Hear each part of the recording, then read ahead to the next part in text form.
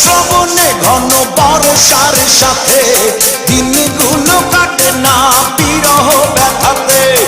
আষাঢ় শ্রাবণে ঘন বর্ষার সাথে দিনগুলো কাটে না বিরহ ব্যথাতে। আসছে মাসে না হয় পত্র দিও, আসছে মাসে না হয় পত্র দিও, তুমি অবসর পাইলে আসিও।